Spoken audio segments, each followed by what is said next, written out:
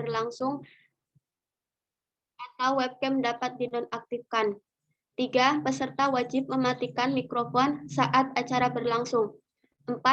Semua peserta yang mengikuti seminar publikasi online dapat mengajukan pertanyaan dengan cara ketik nama _pemateri 1, 2, 3, atau 4 pertanyaan melalui fitur chat. Contoh, Shaina _pemateri 3 apa alasan menggunakan metode tersebut. 5. Peserta diperbolehkan mengirimkan pertanyaan selama sesi diskusi belum berakhir.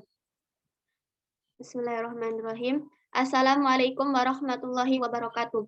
Alhamdulillahirabbil alamin. Wassalatu wassalamu ala asyrafil anbiya'i wal mursalin sayyidina wa maulana Muhammadin wa ala alihi wa sahbihi ajma'in amma ba'du.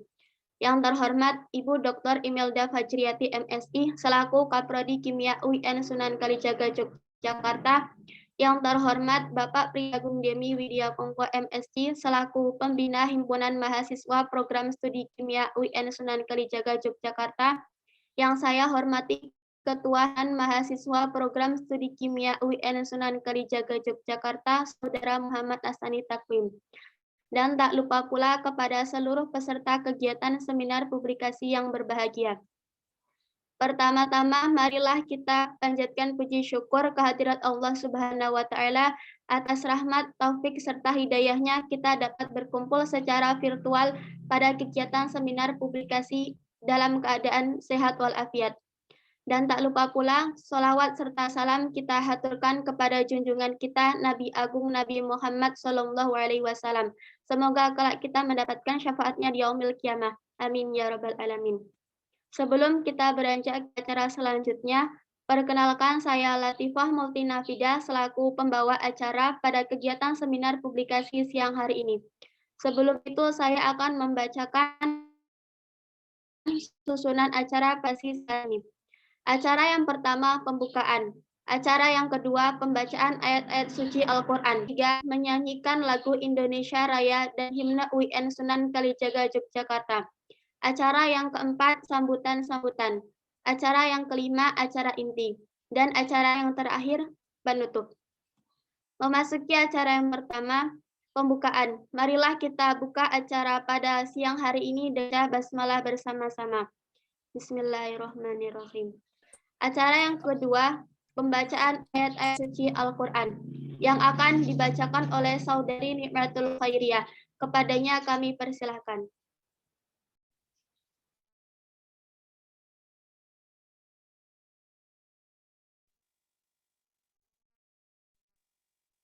Assalamualaikum warahmatullahi wabarakatuh. A'udzu billahi minasy syaithanir rajim.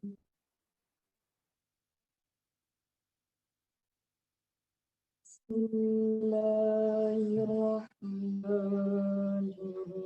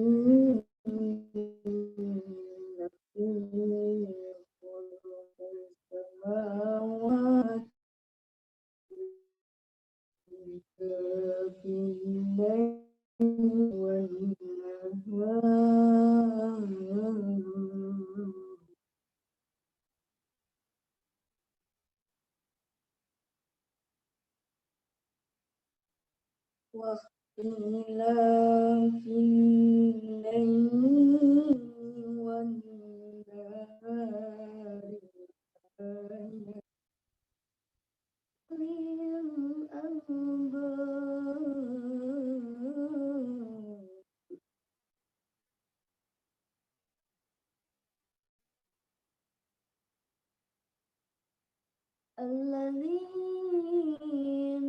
yadhkuruna Allaha qiyaman wa qu'udan.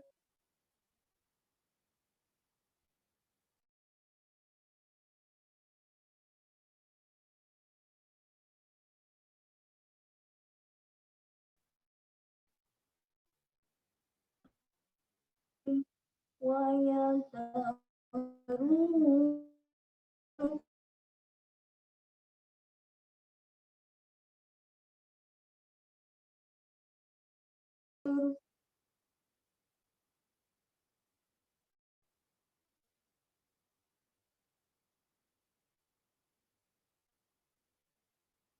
ربنا ما خلقت هذا باطلا سبحانك فقنا عذاب النار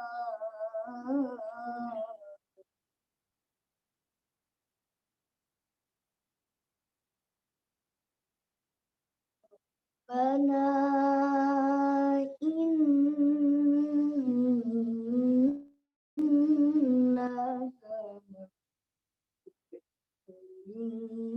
النار فقد أخزيته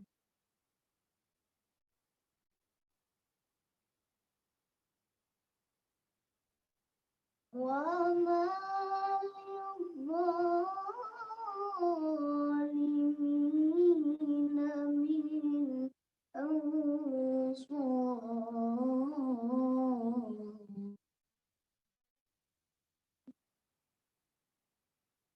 وما للظالمين من أنصار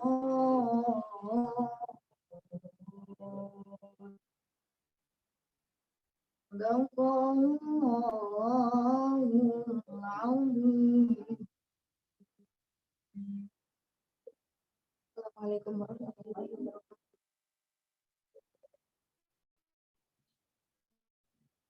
Terima kasih kepada Saudari Nikmatul. Semoga yang membaca dan mendengarkan mendapat pahala dari Allah Subhanahu wa taala. Amin ya rabbal alamin. Acara yang ketiga menyanyikan lagu Indonesia Raya dan himne UN Sunan Kalijaga Yogyakarta. Kepada yang bertugas dipersilahkan.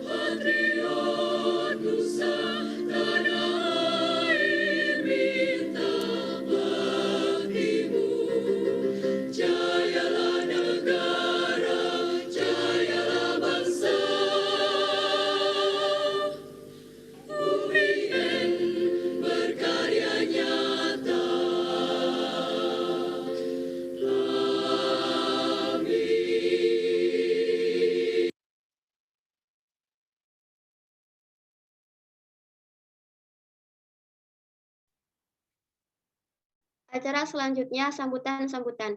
Sambutan yang pertama akan disampaikan oleh Ketua Himpunan Mahasiswa Program Studi Kimia. Kepada Saudara Muhammad Asnani Takwim kami persilakan. Ya, sebelumnya suara saya sudah masuk ya?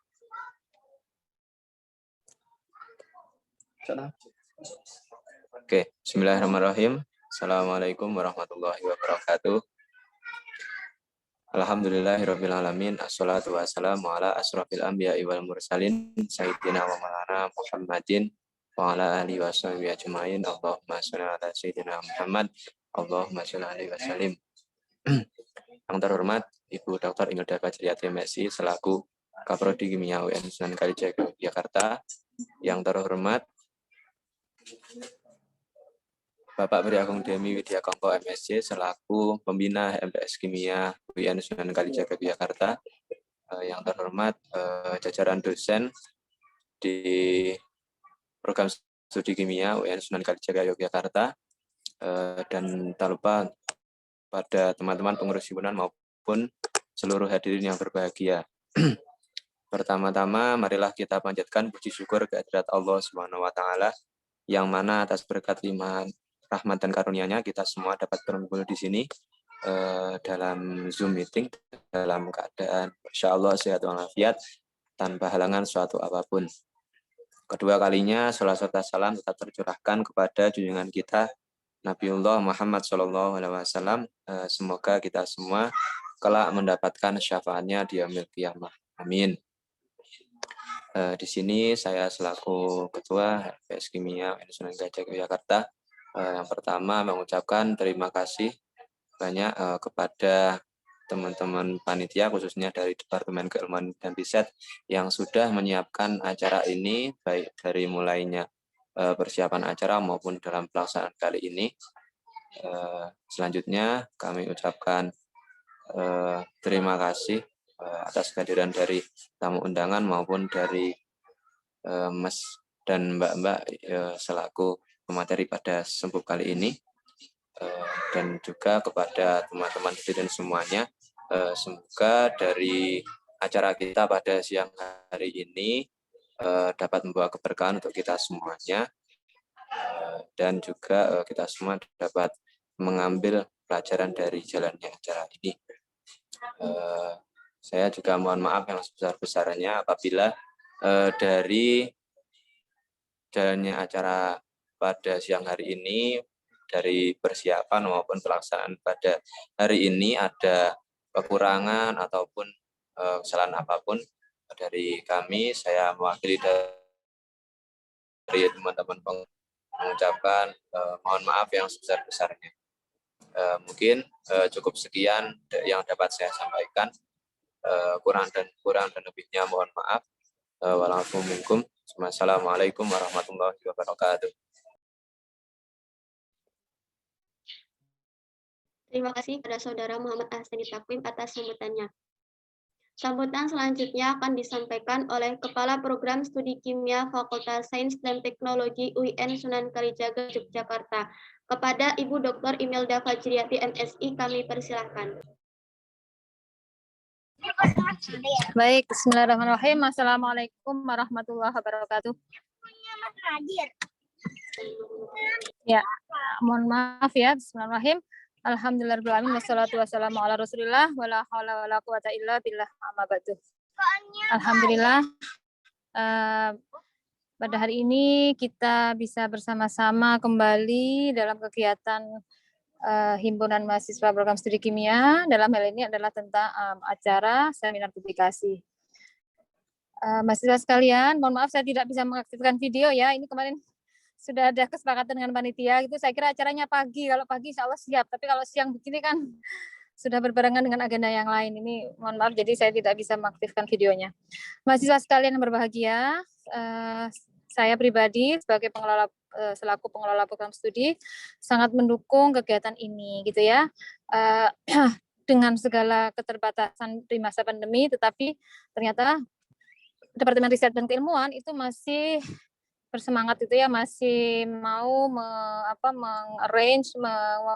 mengagendakan kegiatan ini. Juga tidak lupa terima kasih kepada para peserta yang hari ini berkesempatan untuk menyampaikan publikasinya. Kepada siapa saja tadi, ada beberapa mahasiswa ya, ada 4 atau 5 kalau nggak salah ya, yang hari ini telah akan menyampaikan hasil penelitiannya.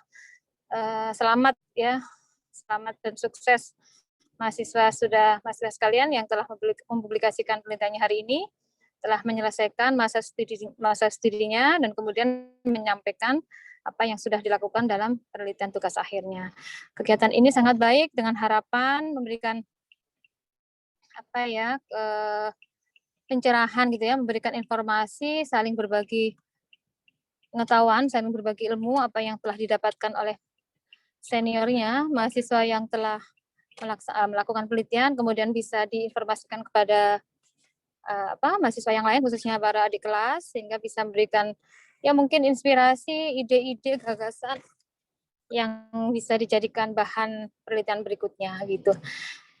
Saya kira itu mahasiswa sekalian. Selamat dan sukses untuk acaranya.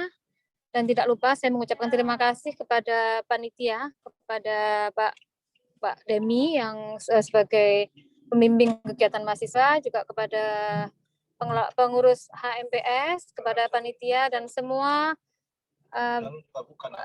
peserta yang melaksanakan seminar publikasi, juga para mahasiswa yang hadir dalam kegiatan hari ini. Kurang lebihnya saya mohon maaf, tadi sudah dibuka ya. Semoga acara ini berjalan lancar. Dari saya cukup. Assalamualaikum warahmatullahi wabarakatuh. Waalaikumsalam.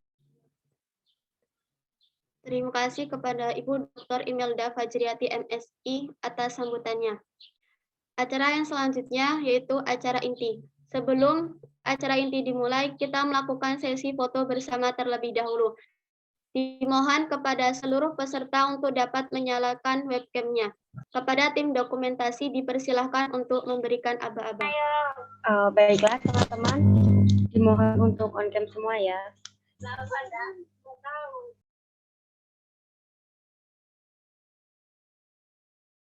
Oke ya, untuk slide pertama. 1, 2, 3.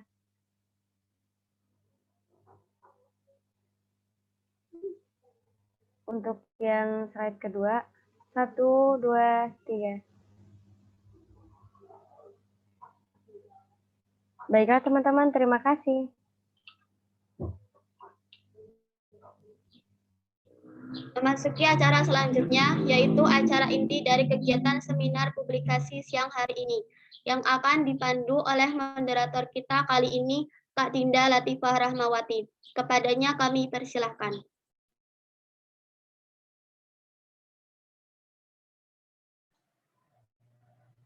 Sebelumnya suara saya masuk dengan jelas? Terdengar, Kak. Ya, terima kasih kepada MC yang telah memberikan saya kesempatan untuk melanjutkan rangkaian acara pada hari ini. Assalamualaikum warahmatullahi wabarakatuh. Selamat siang, salam sejahtera untuk kita semua. Yang terhormat Kepala Program Studi Kimia Ibu Dr. Imelda Fajriati MSI, dan yang saya hormati Bapak dan Ibu dosen Kimia UIN Sunan Kalijaga, serta kakak-kakak pemateri seminar publikasi ke-16 ini. Terima kasih juga untuk seluruh peserta yang telah menyempatkan waktunya untuk hadir dalam acara seminar publikasi ke-16 ini. Ya, acara seminar publikasi ini merupakan acara rutin dari Prodi Kimia yang sudah berlangsung ke-16 kalinya ini, yang tentunya memberi banyak manfaat untuk kita semua, di mana kita bisa memperoleh dan menggali wawasan mengenai penelitian-penelitian di bidang kimia, yang bisa kita jadikan referensi untuk menghadapi tugas akhir nantinya. Oleh karena itu, untuk para peserta seminar publikasi hari ini dapat mengambil kesempatan yang sangat baik ini untuk menyimak dan bisa menyiapkan pertanyaan yang dapat disampaikan pada sesi diskusi nantinya, dengan mengetikkan pertanyaan melalui fitur room chat dengan format nama _ pemateri 1 atau 2 atau 3 atau 4 _ pertanyaan. Sesi diskusi nantinya akan dibuka setelah pemaparan dari keempat pemateri. Baik, langsung saja untuk menyingkat waktu. Pemateri pertama akan disampaikan oleh Saudari Dwi Arni Fitri Wulansari dengan judul Pengaruh penambahan morilonit, dan serbuk kulit buah jeruk nipis dan kimia lulur body scrub. Sebelumnya saya ingatkan untuk pemateri, penyampaian materi bisa disampaikan dalam waktu 15 menit. Untuk Saudari Dewi Arni Fitri Wulansari dipersilahkan. Assalamualaikum warahmatullahi wabarakatuh. Sudah terdengar suara saya? Sudah, Kak. Sudah, Kak. Terima kasih sebelumnya untuk Kaprodi, Bu Imelda Fajriati, dan Bapak Piagum Deni selaku pembina KMPS, kemudian untuk teman-teman pelaksana, panitia. Ini langsung saja ya berarti ya.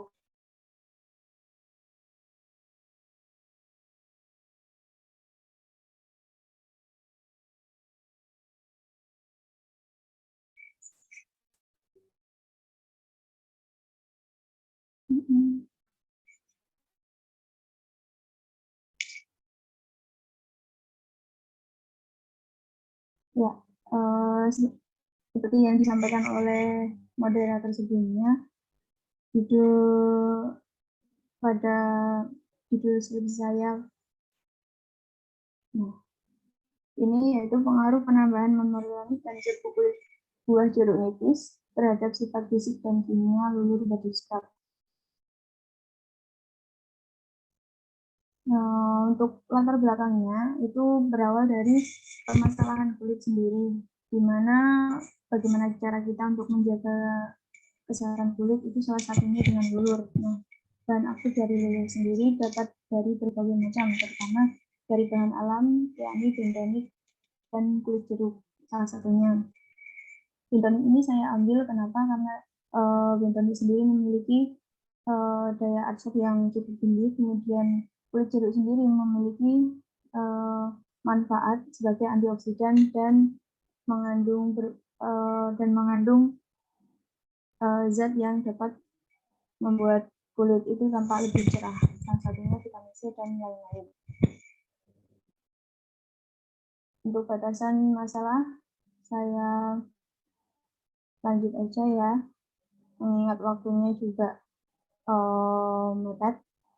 Nah, untuk manfaatnya salah satunya yang pertama sebagai kontribusi ilmiah jelas, yang kedua yaitu sebagai nilai tambah di mana kulit jeruk ini biasanya kita buang sebagai limbah. Nah, di sini kita manfaatkan.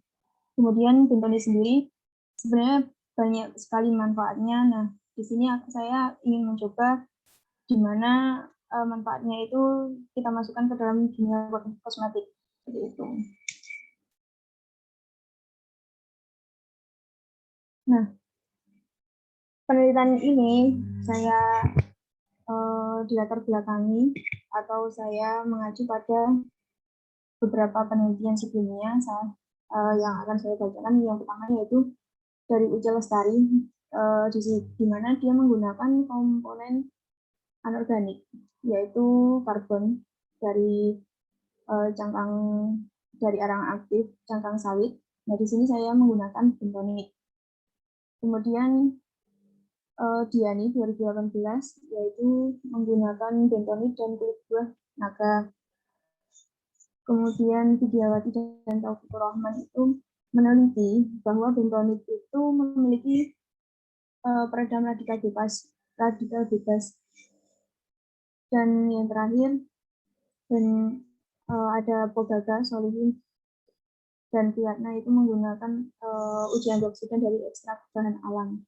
Salah satunya ada kulit jeruknya juga. Seperti itu. Lanjut. Next aja ya yang landasan teori. Nah,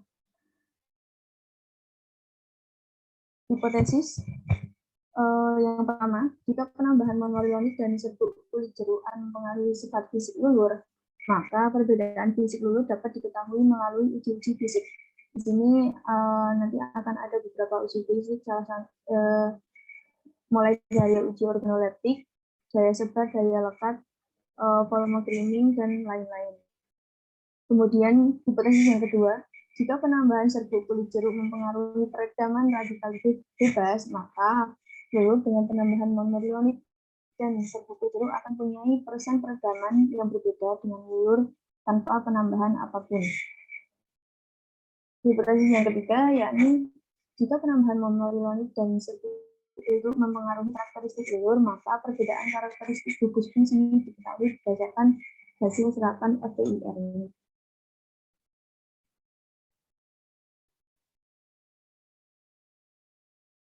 Untuk bahan dan alat, saya skip dulu ya.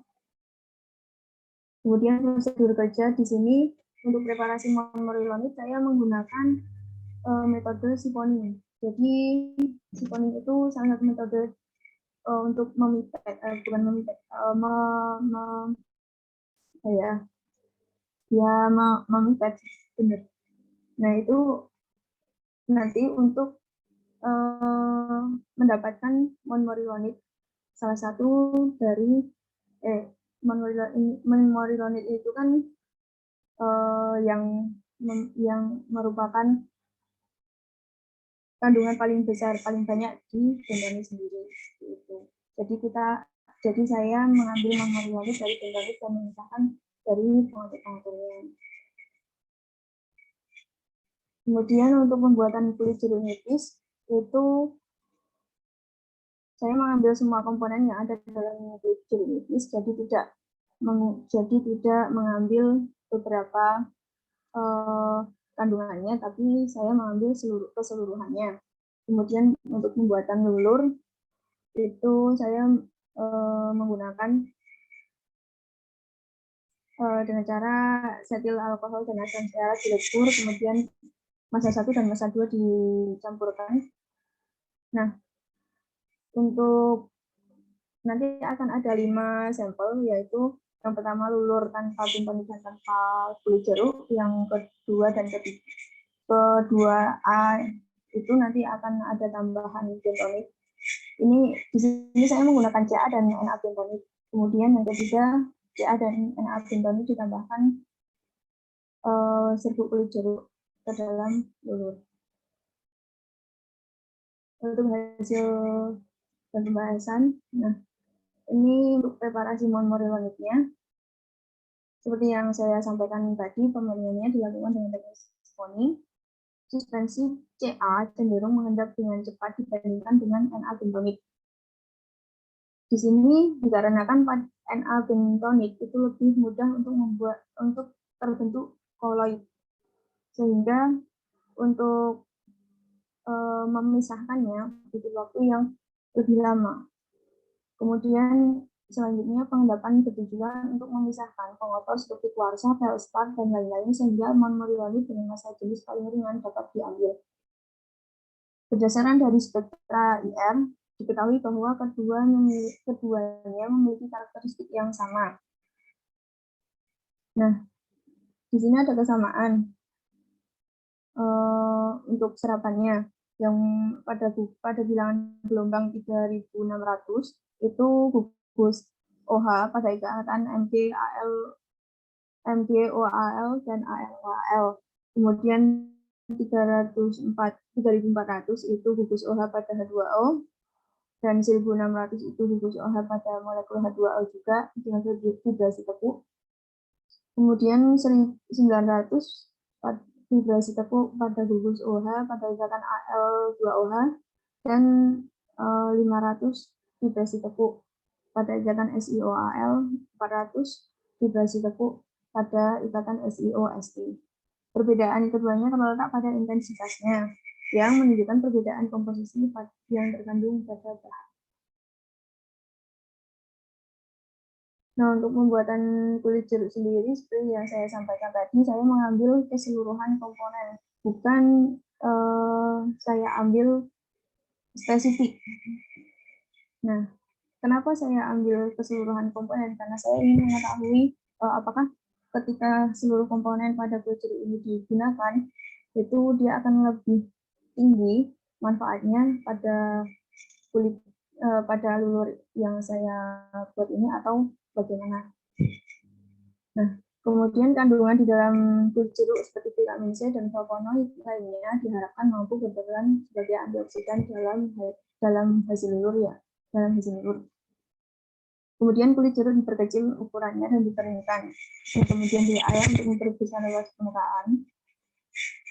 Dan yang terakhir, penambahan kulit jeruk ini dimaksudkan sebagai agen obrasiver, yaitu agen yang agak kasar yang biasa. Ini kan kalau teman-teman kan biasanya luluran gitu kan agak kasar gitu. Nah, itu namanya obrasiver yang agak kasar itu. Nah, ini bersifat untuk mengamplas, jadi dia nanti akan mengangkat kulit-kulit itu. Next, untuk pembuatan variasi lulurnya, pembuatannya dengan mencampur fase minyak dan fase air.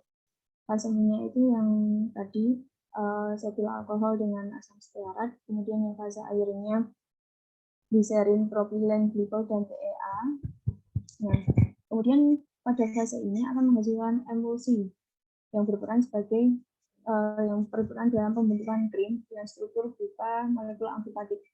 Mungkin teman-teman udah nggak asing dengan molekul amfifatik ya, yaitu yang mempunyai dua sisi, yang satu dia hidrofobik, yang satu hidrofilik. Nah, kemudian pada metode ini TEA dan asam stearat akan bereaksi membentuk TEA stearat, membentuk garam TEA stearat yang kemudian nanti ini dijadikan, ini yang nanti akan diukur, dilihat pada karakterisasi FTIR-nya. Nah, di sini sebelumnya saya pernah melakukan metode yang lain. Nah, lulur ini berbentuk krim. Nah, ketika saya mencoba, ada beberapa metode yang saya coba, bagaimana sih kalau misal nanti lulur yang sudah berbentuk krim ini biar jadi serbuk. Nah, itu saya menggunakan freeze drying dan pemanasan. Ternyata keduanya tidak bisa membuat membuat lulur ini menjadi bentuk serbuk, karena di sini ada TEA yang berperan sebagai antifreeze. Nah, di freeze drying sendiri itu kan kita menggunakan sebelum jadi serbuk itu kita dibuat menjadi drop dulu. Jadi harus bisa beku dulu baru bisa jadi serbuk. Nah, di situ tidak bisa jadi beku. Nah, untuk uji fisiknya, ini uji organoleptik. Di sini semua uji fisik saya lakukan dalam 2 waktu, yaitu sebelum dan sesudah penyimpanan hipercepat. Nah, uji sediaan lulur memiliki warna yang sesuai dengan bahan yang ditambahkan. Nah, di situ dapat dilihat ketika dia ditambahkan dengan bentonit atau ditambahkan dengan kulit jeruk itu, dia akan mix itu warnanya. Jadi enggak putih. Nah, seperti ini ya.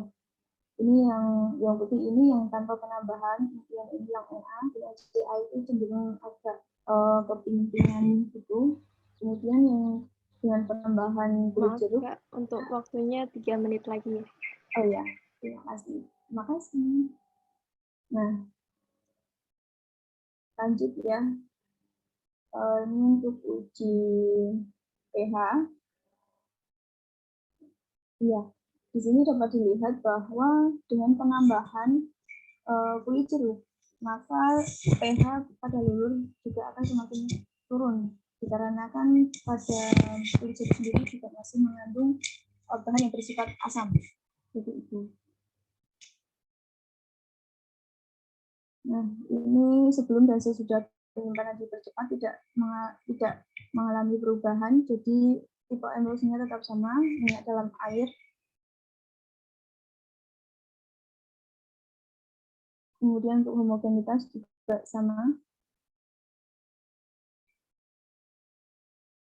Uji daya sebar ini berdasarkan menurut Lestari dan kawan-kawan, untuk sediaannya yaitu 5-7, sehingga pada semakin banyak penambahan isian, maka semakin kecil daya segarnya.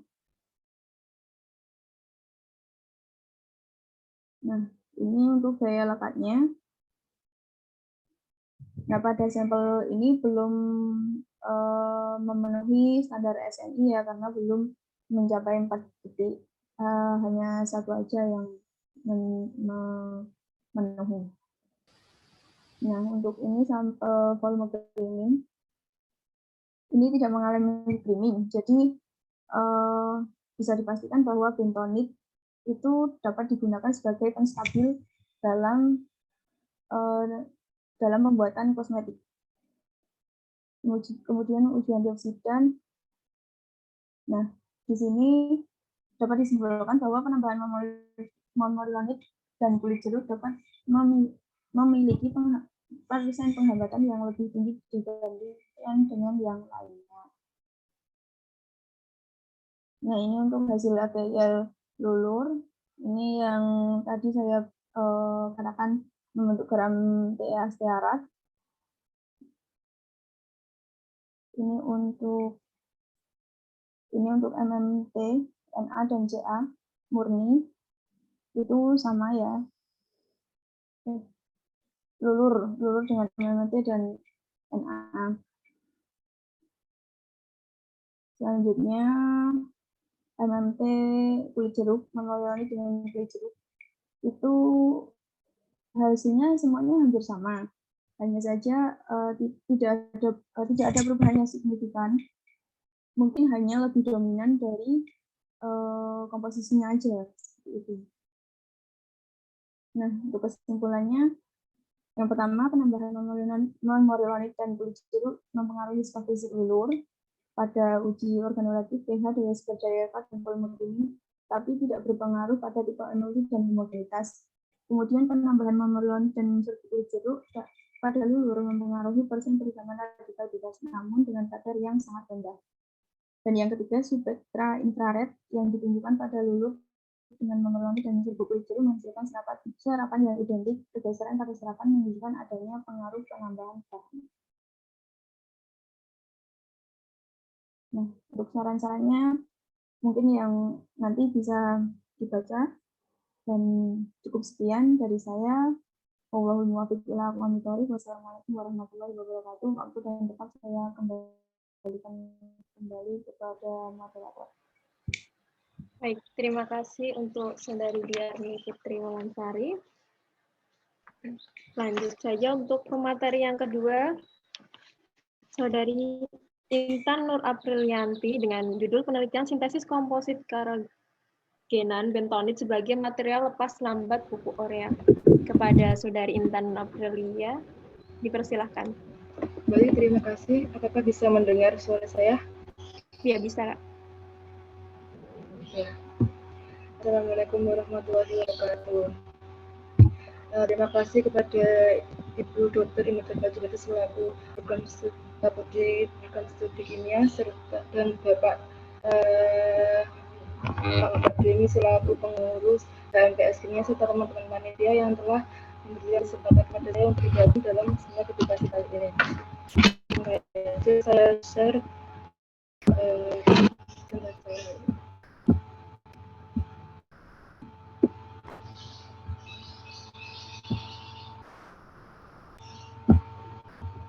Baik, di sini saya akan memaparkan penelitian saya yang berjudul sintesis komposit karagenan bentonit sebagai material lepas lambat pupuk urea. Yang pertama, langsung saja pada latar belakang. Yang latar belakang penelitian saya yaitu banyak para petani yang menginginkan hasil panen yang baik dan melimpah. Oleh karena itu, para petani memberikan pupuk pada tanaman-tanamannya dan tanpa memperhatikan efek samping dari pemberian pupuk tersebut. Contohnya, pada pemberian pupuk urea pada tanaman yang kurang efektif, sehingga menyebabkan pencemaran tanah dan mengganggu kesuburan tanah. Dan tanaman dapat kehilangan sumber nitrogen yang sifatnya mudah menguap. Selain itu, tingkat produktivitas tanaman diakibatkan karena ketersediaan nitrogen secara kontinu serta pertumbuhan vegetatif tanaman tidak konsisten. Oleh karena itu, pemberian pupuk urea tidak sekaligus, dengan kata lain harus secara bertahap. Nah, selain itu, Indonesia merupakan negara maritim di mana sebagian besar itu menghasilkan banyak rumput laut. Salah satunya yaitu karagenan. Di sini saya menggunakan karagenan karena karagenan dapat digunakan sebagai bahan pengantar, pembentuk gel, dan sebagai eksipien dalam bentuk pil dan dapat diisi makanan. Dalam penelitian ini saya menggunakan komposit karagenan bentonit yang memiliki sifat anionik kuat dan dapat membentuk koloid sehingga digunakan sebagai pengemulsi, pengental, pengisi, penstabil, perekat, dan pembentuk gel.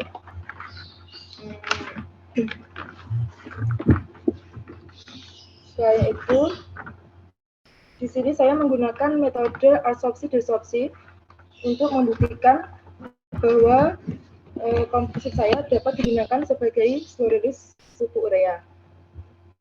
Selanjutnya, ini batasan masalah saya, bisa baca sendiri ya.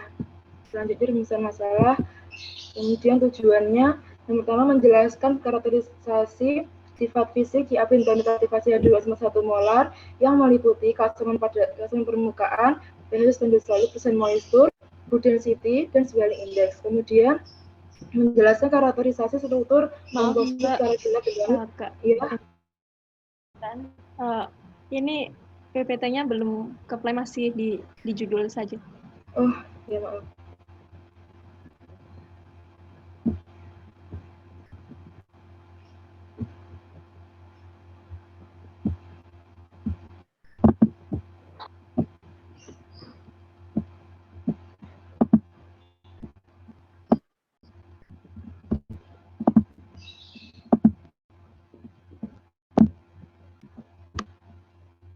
Sudah belum? Ya, sekarang ke tujuan. Sudah, tujuan ya. Selanjutnya, tujuan yang kedua yaitu menjelaskan karakterisasi struktur komposit karagenan bentonit setelah dilakukan adsorpsi terhadap urea dengan karakterisasi menggunakan KIR dan SRD. Yang ketiga, menjelaskan kemampuan adsorpsi dan desorpsi komposit karagenan bentonit sebagai tersebut urea. Yang keempat, menjelaskan interaksi molekul yang terjadi antara ion amonium urea dengan komposit karagenan bentonit.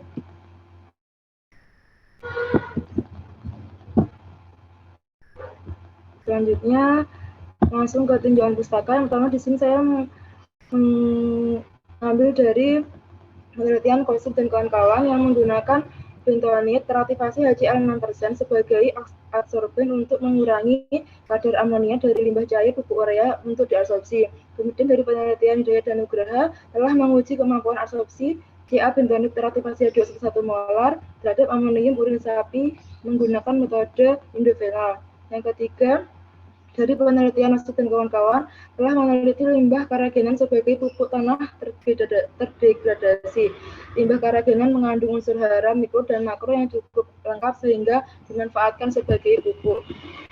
Selanjutnya saya mengambil dari penelitian Ulfa yang telah mensintesis dan mengkarakterisasi edible film untuk memperoleh komposit dari komponen penyusun edible film. Kemudian dari Mahmud dan Nugraha telah menggunakan bentonit teraktivasi H2O 0,6 molar, HCl 0,5 molar, dan HNO3 0,1 molar.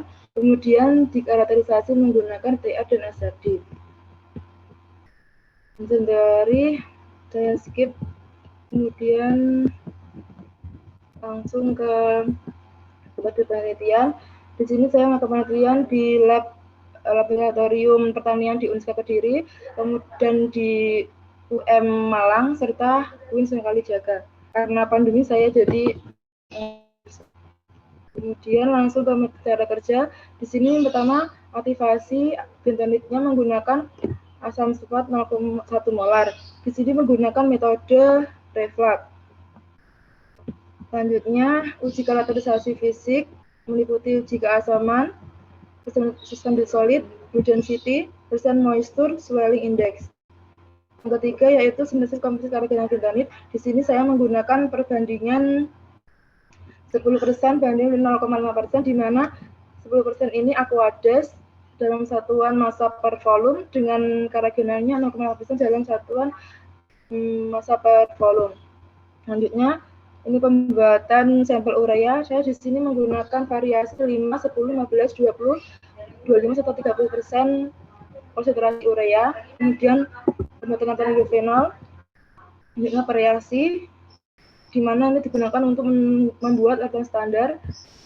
Selanjutnya harutan blanco, panjang gelombang maksimum nitronilfenol, kemudian penentuan kurva kalibrasi, kemudian penentuan konsentrasi amonium urea sebelum absorpsi. Terus uji yang keenam, uji konsentrasi amonium pupuk urea terhadap kapasitas absorpsi komposit CA bentan karaginan. Di sini utama menggunakan uji konsentrasi amonium dari komposit CA bentan karaginan dan uji absorpsi dari bentonit yang telah diaktifasi. Kemudian penentuan absorpsi maksimum yang telah dikalibrasi menggunakan TIR dan SRD. Kemudian pengujian komposit bentonit karaginan sebagai material pupuk urea. Di sini menggunakan metode desorpsi. Setelah ke pembahasan, di sini bentonit diaktifasi dengan tujuan untuk meningkatkan luas permukaan serta menghilangkan pengotor. Di sini terjadi pertukaran ion antara ion H+ dan dengan kation Al3+, Mp2+ dan Ca2+ yang terdapat pada interlayer bentonit. Selanjutnya, ini merupakan karakterisasi dari SOCTR dari bentonit alam dan aktivasi H2SO4. Di sini terjadi pergeseran yang pada panjang gelombang 3035,09 yang bergeser menjadi 3441,21. Itu yang ini disebabkan adanya proses dealuminasi yang membutuhkan perlakuan asam menyebabkan lepasnya Al pada puncak bilangan gelombang 3627,43 menunjukkan hilangnya resapan gugus aluminol pada lapisan oktahedral. Pergeseran tersebut disebabkan adanya pelebaran puncak pengaruh panjang gelombang ikatan OH ulur yang berubah akibat lepasnya Al ke arah bilangan gelombang yang lebih kecil. Kemudian ini karakterisasi SRD, di mana ini juga terjadi pergeseran. Selanjutnya sifat fisika, ini hasil dari karakterisasi sifat fisik. Terjadi banyak terjadi perubahan juga.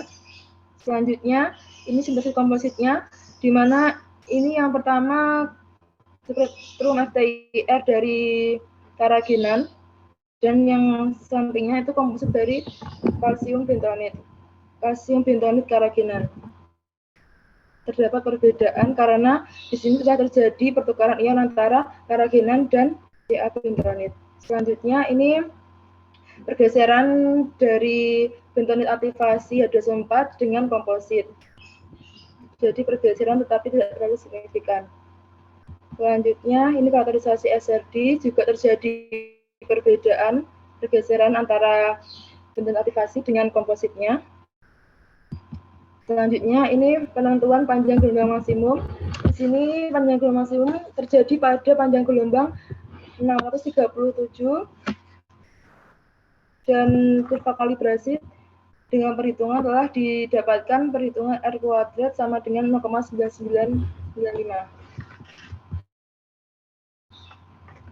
Kemudian ini hasil dari kapasitas absorpsi Ca bentonit aktivasi dengan Ca bentonit karaginan terhadap lapisan pupuk urea. Di sini dari bentonit aktivasi itu terdapat titik puncak maksimum pada konsentrasi sampel 20%, sedangkan pada komposit terjadi pada sampel 25%. Selanjutnya ini grafik konsentrasi urea dengan konsentrasi asorbat dalam Ca bentonit alam aktivasi. Kemudian ini grafik hubungan konsentrasi urea dengan massa amonium berabsorpsi per 1 gram Ca bentonit reaktivasi H2SO 1 molar. Ya, ini grafik dari kompositnya. Selanjutnya uji isoterm seperti yang pertama ini dalam perhitungan ini dapat didapatkan persamaan Y sama dengan 1,1834 X min 00908 dengan R kuadrat sama dengan 0,7021, Sedangkan dengan persamaan Langmuir didapatkan Y sama dengan 0,008X plus 0,6801 dengan R kuadrat sama dengan 0,01. Selanjutnya, persamaan Sandwich secara dengan bintang didapatkan persamaan Y sama dengan 11702 negatif 0,0912 dengan R kuadrat sama dengan 0,8824 serta persamaan Langmuir komposit karakinan bintang yaitu Y sama dengan 0,001X plus 0,0993 dengan R kuadrat sama dengan 0,0394.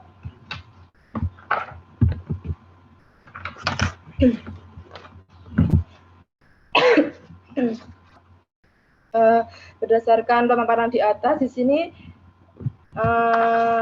digunakan dalam isoterm absorpsi menggunakan persamaan Brandwitz terhadap CA bentuk aktivasi 4 dikatakan pemetaan grafik yang menghubungkan logaritma konsentrasi setimbang adsorbat dalam larutan setelah absorpsi dan logaritma massa amonium terhadap per 1 gram CA bentuk aktivasi dan komposit. Dari sini dapat disimpulkan bahwa hal ini menunjukkan persamaan absorpsi tipe Brandwitz dan Langmuir diterapkan pada proses absorpsi amonium urea oleh benda aktivasi maupun komposit dengan persamaan Brandwitz dan Langmuir, di mana yang ada isoterm tipe Brandwitz lebih besar daripada tipe Langmuir. Sehingga hal ini menunjukkan bahwa absorpsi amonium urea oleh adsorban CA bentonit aktivasi adsorbat maupun komposit karakinan bentonit mengikuti persamaan isoterm Brandwitz. Kemudian ini merupakan spektra TIR dari komposit dan komposit terabsorpsi urea. Di sini terjadi waktunya kurang 3 menit lagi. Oh iya, di sini terjadi pergeseran menandakan bahwa urea telah terserap oleh komposit. Kemudian ini uji yang terakhir yaitu uji komposit kalsium bentonit karakinan terhadap absorpsi amonium urea sebagai metode pertama urea. Di sini menggunakan metode disorpsi di mana pada menit ke-15 telah mengalami setimbang dan diartikan bahwa pada menit tersebut urea telah berhasil dilepas kembali. Kemudian kesimpulannya, komposit telah berhasil dibuat dan disorpsi juga telah berhasil dilakukan. Jadi dapat dikatakan bahwa penelitian ini berhasil dilakukan. Untuk sarannya bisa dibaca sendiri. Terima kasih dari saya. Apabila kurang lebih saya mohon maaf. Assalamualaikum warahmatullahi wabarakatuh. Berikutnya saya persilakan ke moderator. Baik, terima kasih untuk Saudari Intan Nur Aprilianti.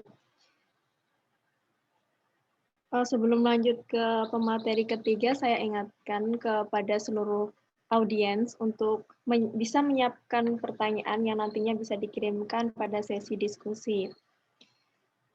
Lanjut untuk pemateri yang ketiga, Saudara Afid Rizky Sandi dengan judul penelitian preparasi elektrokimia garam NaCl sebagai bahan dasar sintesis kloroform. Kepada Saudara Afid Rizky Sandi dipersilahkan 15 menit. Terima kasih atas waktunya. Assalamualaikum warahmatullahi wabarakatuh. Alhamdulillahirrahmanirrahim. Wassalatu wassalamu ala asrofil anbiya'i wal mursalin. Yang terhormat Ibu Dr. Imelda Fajriati MSI, selaku Prodi Kimia UIN Sunan Kalijaga. Yang saya hormati Bapak Priagung Demi,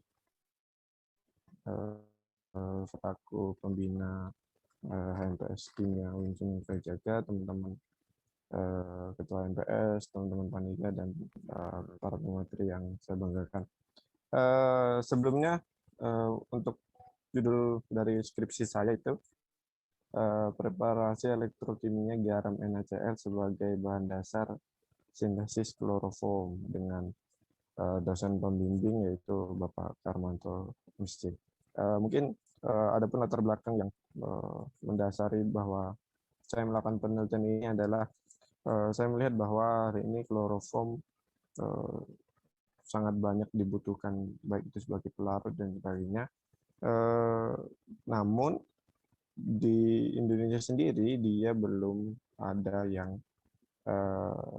pabrik kloroform itu sendiri. Jadi Indonesia masih harus mengimpor kloroform itu dari negara luar. Nah, kemudian saya melihat adanya satu peluang bagaimana Indonesia ini dapat memproduksi kloroform itu sendiri gitu. Nah, saya melakukan penelitian di mana bahan dasar saya itu menggunakan garam NaCl, nanti yang saya gunakan adalah garam krosok, kemudian saya elektrolisis untuk kemudian ditambah dengan aseton akhirnya untuk melakukan sintesis kloroform itu sendiri.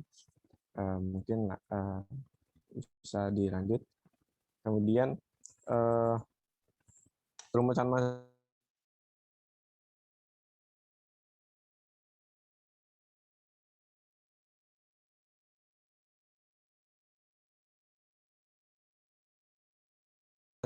bagaimana perbandingan jumlah konsentrasi senyawa yang dihasilkan gitu. Kemudian tujuan penelitiannya sintesis senyawa kloroform dengan prekursor aseton dan garam NaCl menggunakan metode elektrokimia.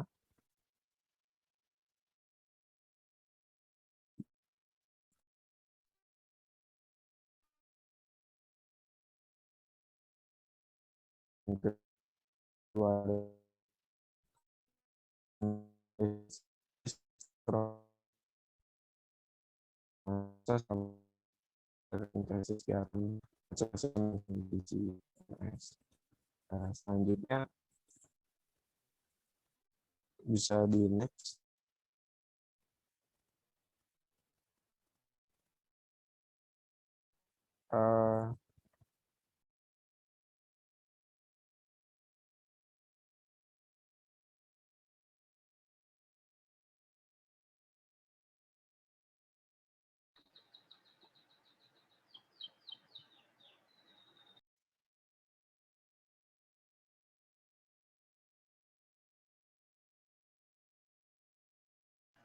Halo untuk Mas Taufik.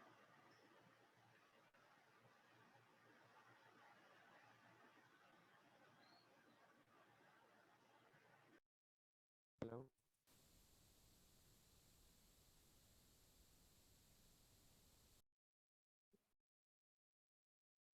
Halo, masih jelas? Ya Mas, Oh, iya. tapi suaranya kecil, mungkin lebih didekatkan lagi.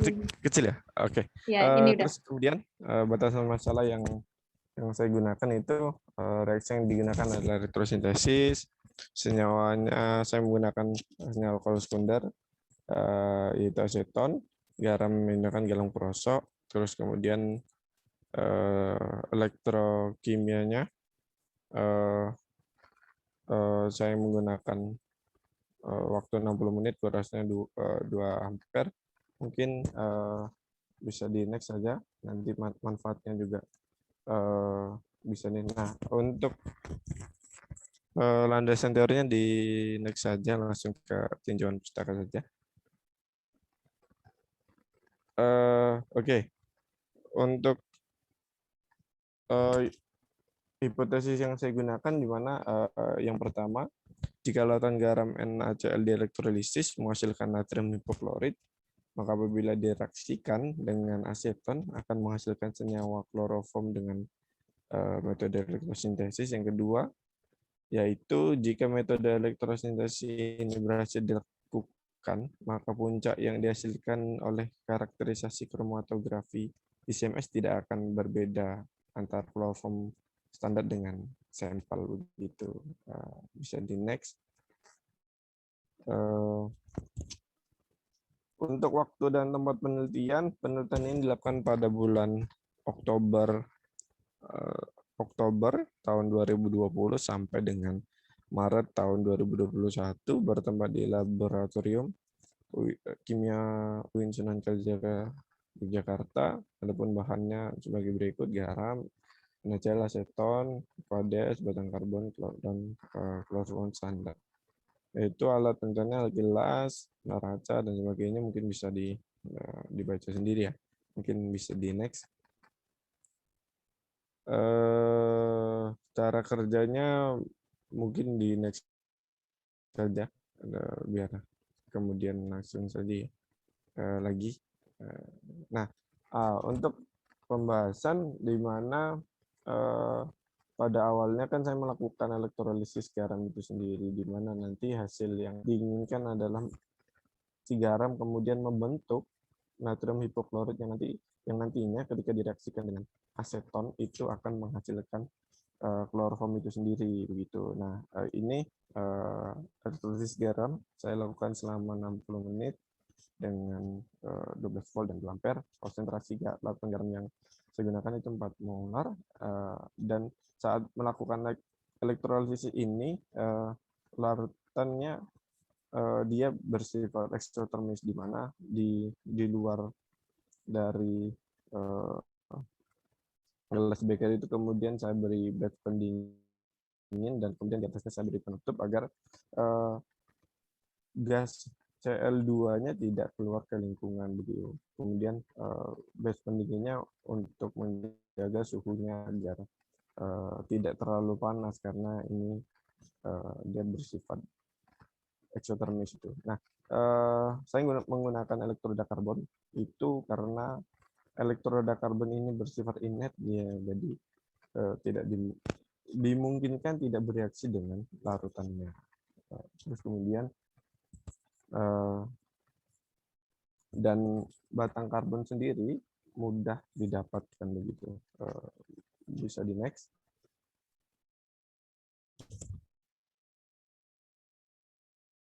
Selanjutnya itu setelah dilakukan elektrolisis garam, kemudian dilakukan penambahan larutan aseton dengan perbandingannya 1:3 begitu. Kemudian direaksikan selama 24 jam, saya melakukan dalam botol. Kemudian setelah direaksikan selama 24 jam, kemudian terdapatlah endapan putih seperti pada gambar. Itu saya sudah masukkan dalam corong pemisah. Itu terdapat endapan yang berwarna putih begitu. Selanjutnya bisa di next. Setelah adanya endapan putih itu, terus kemudian saya lakukan dengan distilasi fraksinasi.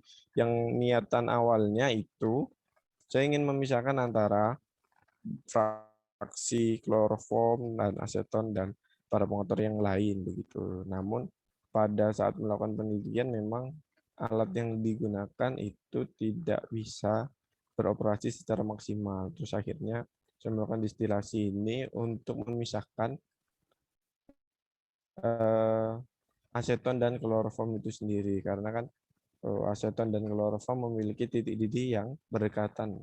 Aseton itu sekitar 66 dan kloroform itu 61 begitu. Nah, kemudian saya pisah. Nah, setelah saya lakukan distilasi untuk memisahkan aseton dan kloroformnya dari pengotor yang lain, kemudian saya melakukan analisis uji analisis dengan DCMS begitu. Nah, ketika saya melakukan uji DCMS, saya menggunakan tiga sampel begitu. Ada aseton standar, kloroform standar, dan sampel yang saya gunakan. Nah, ini pada tabel yang tertera pertama ini saya menggunakan itu aseton standar. Jadi ini untuk mengecek apakah benar di sampel saya itu mengandung aseton atau tidak. Jadi saya mengkomparasikannya dengan aseton standar itu sendiri begitu. Nah, di sini terdapat satu puncak pada kromatogram yang di sebelah kanan begitu. Nah, dan saya melakukan uji GCMS ini di lab UII. Nah, berdasarkan hasilnya referensinya dari library-nya Willy itu senyawa saya mengandung senyawa aseton begitu. Nah, kemudian bisa di next. selanjutnya yaitu saya melakukan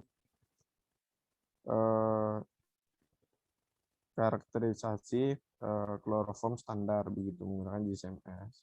Nah, pada kromatogramnya juga terdapat satu puncak di mana menurut referensi setelah hasilnya keluar yaitu memang benar adanya kloroform. Nah, kemudian yang ketiga saya menggunakan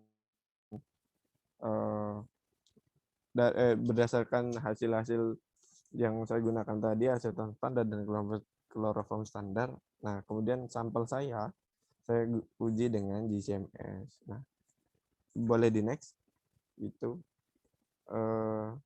Nah, pada sampel itu terdapat adanya dua puncak pada kromatogram, yang dimana saya asumsikan bahwa yang pertama adalah aseton dengan waktu retensi 1,722 menit dengan persen area 83,64%. Begitu juga dengan kloroform dengan waktu retensi 1,841 menit dengan persen area 16,96.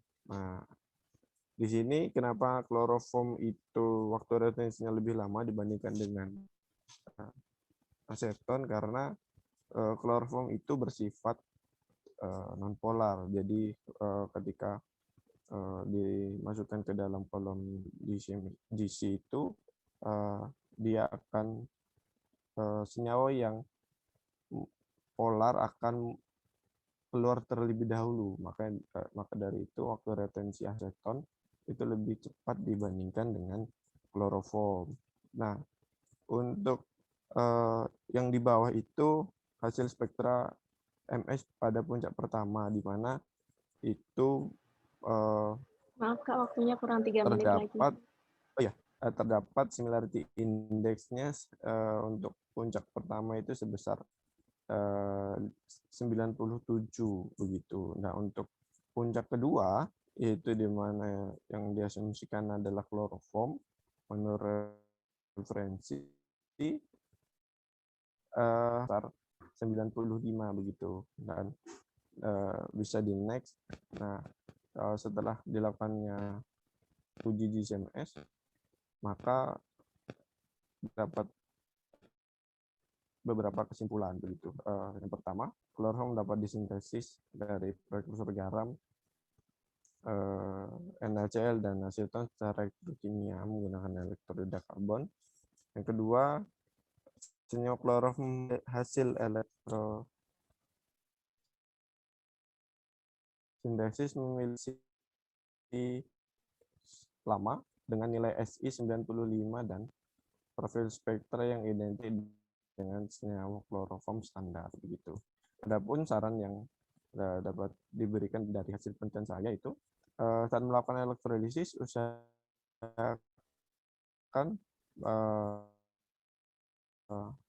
di luar tabung atau gelas bekernya diberikan batch pendingin dan ya pada atasnya diberi penutup begitu. Terus kemudian garam NaCl yang digunakan lebih baik itu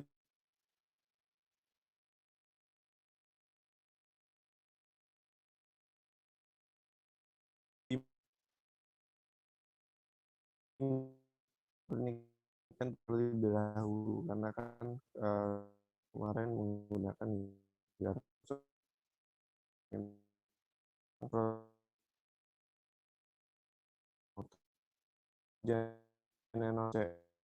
dengan analisis lain begitu. Ujian hipokloritnya dapat digunakan. Saya akhiri. Wallahul muwaffiq ila aqwamit thoriq. Wassalamualaikum warahmatullahi wabarakatuh. Terima kasih, saya berikan ke moderator. Baik, terima kasih untuk Saudara Afir Rizky Sandi. Sebelum ke pemateri keempat, untuk seluruh peserta seminar publikasi bisa mengisi presensi. Untuk link presensi ada di room chat, bisa diisi. Dan langsung untuk selanjutnya pemateri keempat oleh Saudari Zika Kusuma Agitya Pratama dengan judul penelitian Kajian pemanfaatan bentonit teraktivasi asam dan bentonit teraktivasi basa sebagai bleaching earth terhadap kualitas minyak sereh wangi citronella oil dan minyak daun cengkeh clove leaf oil kepada Kak Zika Kusuma Gitya Pratama dipersilahkan. Assalamualaikum warahmatullahi wabarakatuh. Sebelumnya yang terhormat kepada Ibu Imelda Fazgati selaku Prodi Kimia, kemudian kepada Bapak Demi selaku pembina HMPS Kimia dan Bapak Endaruji selaku dosen dan teman-teman dan adik-adik yang sudah hadir di Sempop ini. Nah, selanjutnya saya akan menjelaskan tentang hasil penelitian saya yang berjudul kajian pemanfaatan bentonit teraktivasi asam dan bentonit teraktivasi basa sebagai bleaching earth terhadap kualitas minyak sereh wangi atau citronella oil dan minyak daun cengkeh atau clove leaf oil.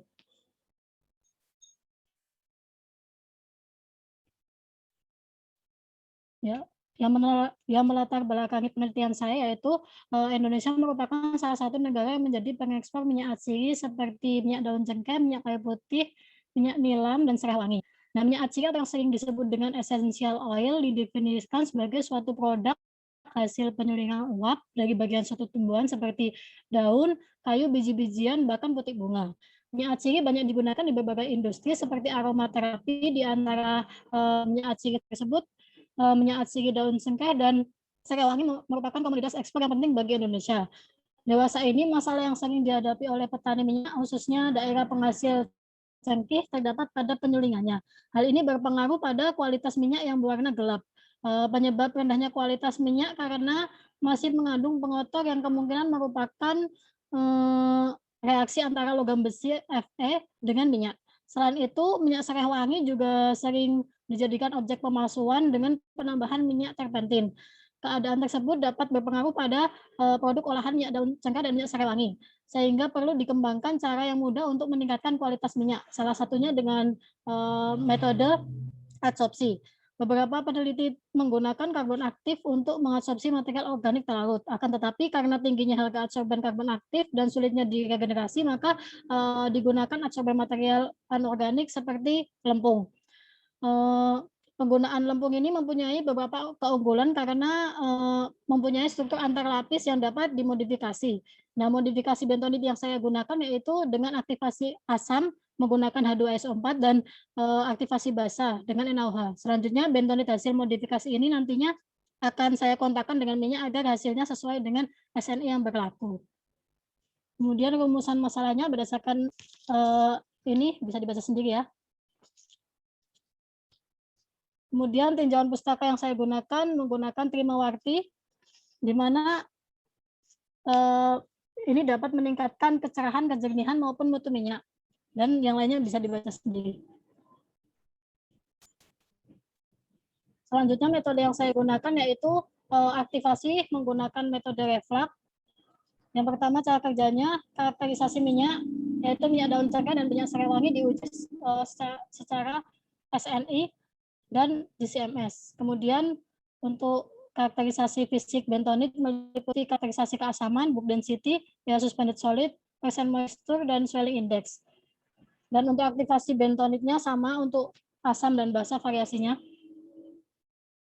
Kemudian diuji pengaruh penambahan bentonit dengan minyaknya dicampurkan. Nah, kemudian untuk pembahasannya yang pertama aktivasi ini digunakan untuk meningkatkan daya adsorpsi bentonit. Untuk yang perlakuan asam dan basa ini sama-sama untuk melarutkan oksida-oksida logam yang ada pada bentonit sehingga pengotornya bisa dipertukarkan dengan ion H+ dan Na+. Kemudian untuk karakterisasi fisik bentonit ini setelah diaktifasi telah sesuai dengan ketentuan Konsil 210 FF tentang bleaching earth Indonesia. Kemudian untuk karakterisasi FTX bentonit sebelum dan sesudah deaktivasi itu terdapat pada pergeseran bilangan gelombang pada 470,94 untuk aktivasi asam menunjukkan bahwa lingkungan SiO(Si)-nya itu semakin homogen karena proses dealuminasi atau lepasnya Al3+ pada lapisan oksigen. Dan ini diperkuat pada bilangan gelombang 435,09 bahwa lembaga silikanya tidak ikut larut dalam aktivasi asam. Kemudian untuk aktivasi basa ini ditunjukkan dengan perubahan gelombang pada 1030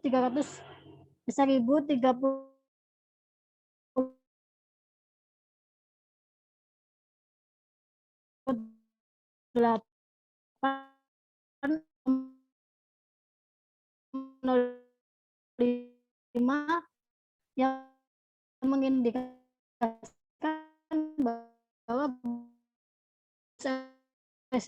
balik yang komponen utamanya merupakan SO2. Kemudian untuk perlakuan basanya mengakibatkan desilikarisasi dengan menurunnya intensitas mineral kuarsa dan memunculkan komponen ilit yang lebih banyak.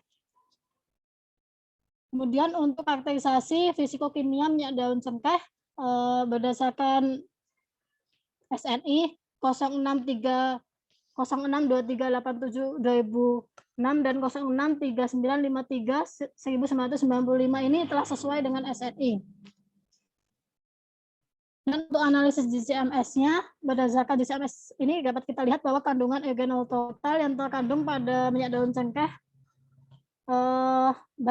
baik sebelum dan sesudah dikontakkan ini telah sesuai dengan SNI, yaitu minimal 78%.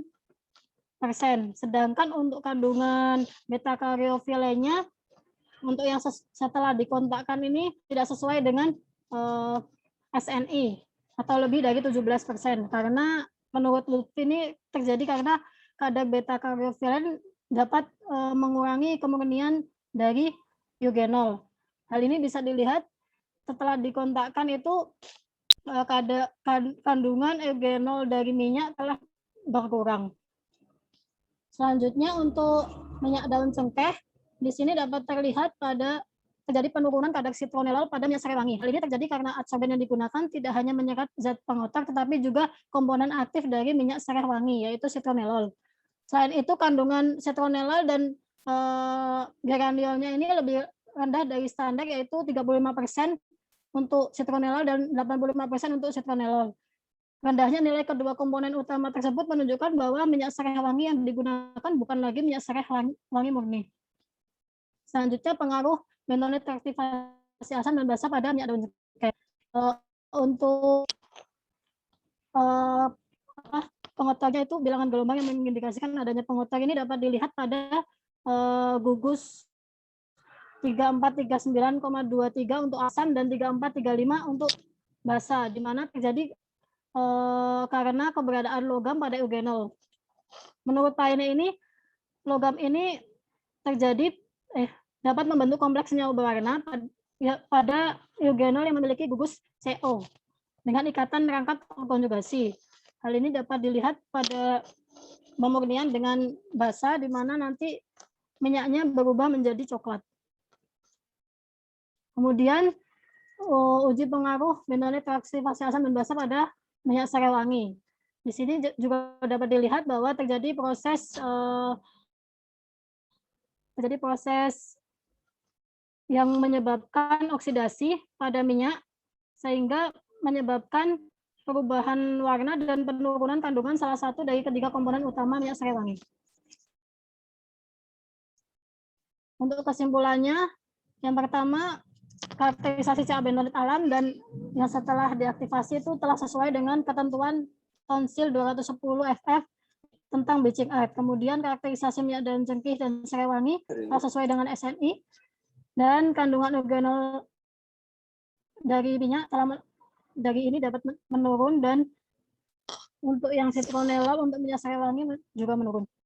Untuk sarannya perlu dilakukan variasi konsentrasi asam dan basa pada saat proses aktivasi bentonit sehingga diperoleh karakter modifikasi yang lebih baik dari bentonit alam yang digunakan sebagai material awal untuk proses pemurnian minyak daun cengkeh dan minyak serai wangi. Yang kedua, perlu dilakukan uji kadar logam pada minyak daun cengkeh dan minyak serai wangi untuk mengetahui kemampuan bentonit dalam menurunkan kadar logam. Demikian presentasi yang dapat saya lakukan. Apabila ada kesalahan, saya mohon maaf. Selanjutnya saya aturkan kepada moderator.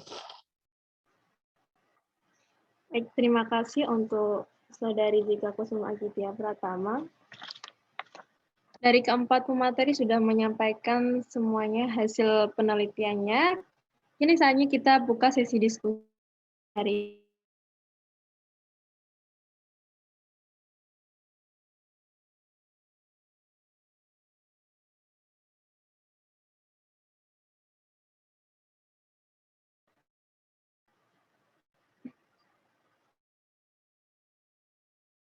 silahkan.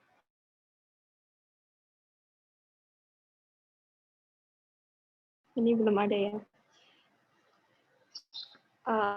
Saya ada pertanyaan untuk Kak Dwi Arni. Oh, untuk Kak Dwi Arni tadi kan lulur body scrub itu ini ya. Kira-kira itu ada pengaruh dari berapa lama, maksudnya kayak biasanya kan ada kalau kosmetik tuh ada expired pemakaian itunya. Itu kira-kira di situ ada pengaruh nggak berapa itu lulur body scrub-nya? Sambil menunggu. Kalau untuk lama-nya berapa, di sini saya hanya melakukan penelitian itu sepanjang selama masa penyimpanannya. Nah, di situ itu masa penyimpanan itu dipengaruhi salah satunya oleh suhu ya. Suhu terus itu selama 12 siklus. Jadi kalau untuk expirednya sendiri sebelumnya itu udah pernah selama, jadi ada waktu 3 bulan waktu itu pas pandemi, jadi penyimpanannya juga mungkin nggak terlalu baik dan masih terlalu longgar, jadi dipengaruhi juga oleh kadar air dan suhu, terutama lingkungannya itu 3 bulan itu expired, memang sudah ada jamurnya. Namun kembali lagi bahwa itu dipengaruhi oleh faktor-faktor yang tadi. Nah, mungkin semisal ini nanti dikembangkan lagi untuk mungkin di industri yang lebih gede lagi lah ya, kayak gitu akan ada treatment sendiri untuk dia biar bisa lebih awet, dalam artian mungkin bisa jadi dalam pengemasannya atau yang lainnya seperti itu. Jadi untuk masa expirednya memang saya tidak memperhitungkan, tidak meneliti seberapa lamanya, tapi ada masa penyimpanannya. Nah, itu selama 12 hari. Dan itu selama 12 hari masih bagus, masih bisa digunakan, masih dalam keadaan yang sama seperti tadi. Begitu. Menjawab? Iya, menjawab. Terima kasih, Kak. Ya, ini udah masuk 3 pertanyaan. Yang pertama dari Laila untuk pemateri ketiga, berarti untuk Kak Saudara Afid ya. Apa nilai plus dari kloroform hasil sintesis Mas Afid sebagai peneliti? Mungkin bisa langsung dijawab, Mas Afid. Iya. Terima kasih atas pertanyaan dari Mbak Laila ya. Untuk nilai plus yang dapat saya ambil dari penelitian saya, nah nilai plusnya adalah saya ini karena melakukan penelitian awal. Nah, jadi memang sebenarnya masih banyak kurangnya dari penelitian ini.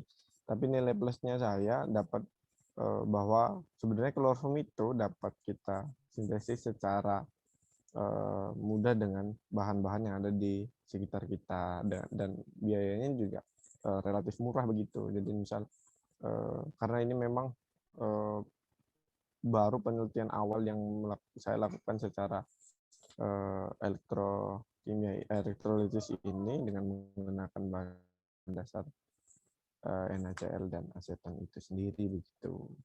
Mungkin begitu Mbak Laila ya. Mungkin begitu Mbak Laila. Iya, maaf Mbak Dinda, mau tanya yang ini, maksud saya tadi ini apa, sintesis itu sama atau lebih unggul daripada kloroform yang biasa dibeli gitu.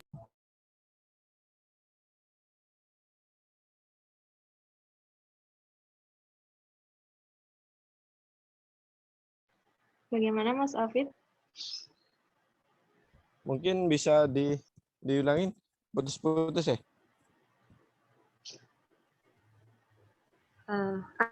Apakah sekarang Mas udah jelas, Mas? Oh iya jelas. Ya mungkin bisa diulangi Laila. Yang saya tanyakan itu, iya Mbak, nilai plus dari kloroform itu sendiri, nah apakah lebih baik daripada hasilnya itu lebih bagus dari yang kita beli atau sama gitu? Kualitas. Iya. Kalau nilai plusnya lebih bagus yang dibeli atau apa dan sebagainya, memang kalau melihat bagusnya, yang lebih bagus beli karena kan kalau misalnya beli kan nanti kan kita bisa ngeliat tuh bisa dapat yang untuk yang kloroform PA dan sebagainya dengan konsentrasi yang tinggi begitu. Nah nanti punya saya ini sebenarnya masih apa ya bahasanya ya, masih kurang bagus begitu karena kan ini memang penelitiannya karena ingin mencoba sesuatu yang baru kan ini kan penelitian awal. Nah memang untuk kalau misalnya lebih bagus ya memang yang ada di pasaran begitu karena untuk konsentrasinya dan sebagainya memang lebih tinggi yang di pasaran begitu.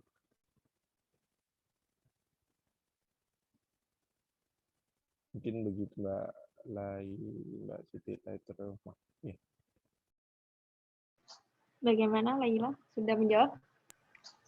Ya Mbak, sudah. Terima kasih. Ya, lanjut, ini ada 2 pertanyaan lagi yang ditujukan kepada semua pemateri. Saya gabung aja ya, dari Indah dan Pak Endaruji.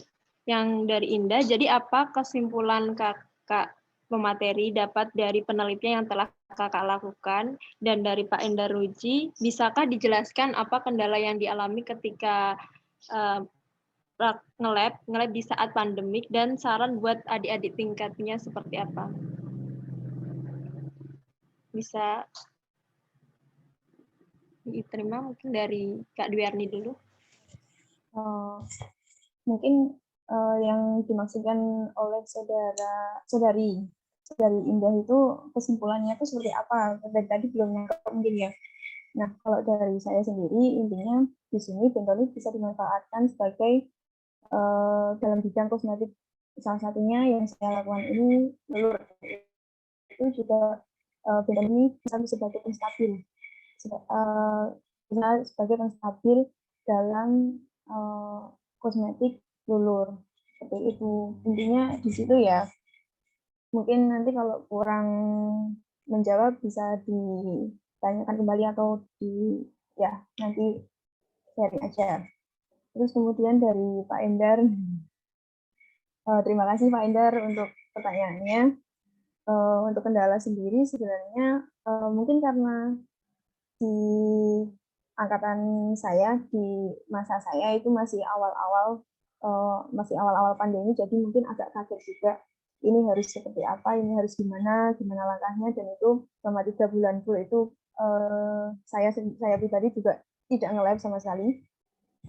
Nah, untuk kendalanya mungkin di kebijakan lab sendiri, dan itu juga mau nggak mau kita juga harus memaklumi karena itu juga yang terbaik untuk kita. Terus kemudian mungkin ini sih ke ujinya kita yang seharusnya itu bisa dilakukan dalam sehari, itu harus kepotong jadi harus seminggu atau sehari itu cuma bisa dapat apa. Jadi mungkin di situ sih yang agak agak kaget aja. Nah, untuk sarannya sendiri buat adik-adiknya pilih penelitian itu nggak harus yang benar-benar novelty, dalam artian novelty yang kamu baru banget. Nah, di sini di S1 ini kan new itu udah termasuk baru. Jadi kembangkan yang ada, coba dilihat di sekitar kalian, terus nggak harus yang ribet-ribet banget kok, dari yang hal yang paling simpel itu bisa jadi itu yang menarik perhatian kalian. Kemudian diskusikan dengan pembimbing. Nah, untuk yang lainnya, untuk yang masalah teknis di lab atau yang lain-lain, lebih cepat untuk kalian masuk ke lab itu lebih baik. Kalau menurut saya sih, entah itu di lab manapun, di UIN atau di manapun. Gitu aja. Mungkin bisa yang lainnya. Baik, terima kasih. Bisa lanjut ke ini dulu. Selanjutnya mungkin Kak Intan. Ya. Saya mau menjawab dari pertanyaannya Mbak Indah. Jadi kesimpulannya kan di sini saya menggunakan bentonit, tapi saya menggunakannya jenis CA bentonit. Karena apa? Karena di sini CA itu daya swellingnya itu lebih rendah daripada NA bentonit. Kalau daya swellingnya lebih tinggi, maka nanti akan takutnya malah merusak struktur kompositnya nanti sendiri. Jadi di sini saya mengkhususkan dengan karagenan, karena karagenan juga kan itu ada yang menggunakan juga sebagai adsorpsi. Jadi saya memilih karagenan dengan bentonit itu dengan alasan untuk dijadikan saling membantu dalam hal adsorpsi. Kemudian saya di sini menggunakan metode desorpsi untuk membuktikan bahwa komposit yang saya buat itu dapat digunakan dalam material tersebut urea. Begitu. Kemudian saya menjawab dari pertanyaan Pak Endar, kendalanya kemarin banyak Pak. Antaranya awal-awal itu kan saya sudah membuat beberapa bahan gitu. Kemudian pas pandemi, jadi bahan-bahannya di sana tuh dan semuanya tuh jadi apa ya, kayak bukan basi tapi apa, udah kadaluarsa gitu, ada yang udah menguap gitu. Dan bahan saya itu harganya juga cukup lumayan. Jadi saya berinisial mencari lab di sekitar rumah saya yang sekiranya bisa digunakan untuk penelitian. Jadi akhirnya saya memilih untuk penelitian di universitas dekat rumah saya gitu. Kemudian untuk saran-saran buat adik-adik, nanti kalau sudah menemukan ide buat penelitian itu dimantapkan lagi, benar-benar dilihat dari sisi metode, kemudian bahan-bahan yang digunakan, itu penting banget gitu. Terima kasih. Ya, terima kasih untuk Kak Intan. Bisa lanjut langsung untuk Kak Afid. Iya, mungkin menjawab pertanyaan dari Indah terlebih dahulu nih. Jadi apa kesimpulan kakak dapatkan dari penelitian yang telah kakak lakukan?